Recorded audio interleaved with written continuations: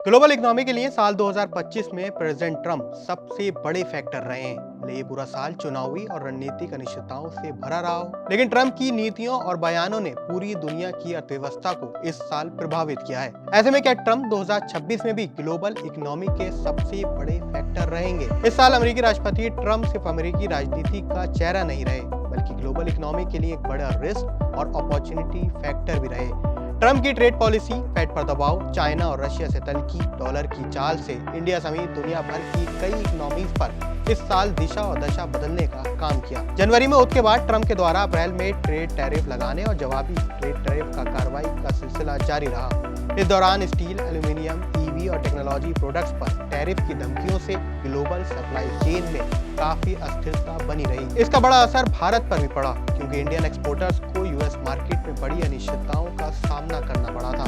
Energy और geopolitical sector पर भी अहम पहलू रहा। ट्रंप की मिडिल ईस्ट और ईरान, रशिया और वेनेजुएला को लेकर सतर्क से 2025 में क्रूड ऑयल के प्राइसेस में काफी वॉलेटिलिटी जारी रही। लेकिन इन सब के बावजूद ग्लोबल जीडीपी ग्रोथ 2025 में पिछले साल यानी साल 2024 के 3.3% की तुलना में 3.2% प्रोजेक्टेड की गई है। ऐसा इसलिए क्योंकि ट्रंप ने जितने बड़े टैरिफ यानी जिस परसेंटेज में टैरिफ लगाने का ऐलान किए थे, असल में वो टैरिफ उतने ज्यादा नहीं थे, यानी कि जिसका असर ग्लोबल इकोनॉमी पर उस लेवल का नजर नहीं आया जो कि ट्रंप के टैरिफ अटैक से शायद नजर आना चाहिए था।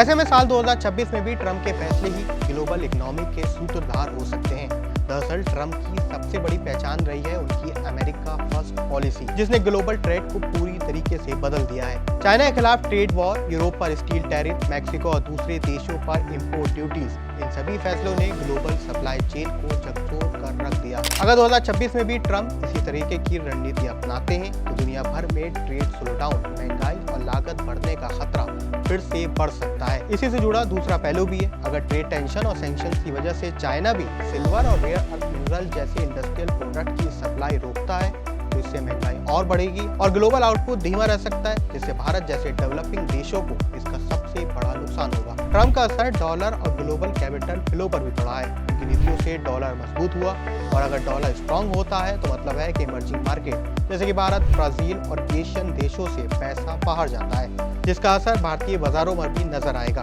घरेलू मोर्चे पर भी ट्रंप को इस साल बड़ी चुनौतियां झेलना है।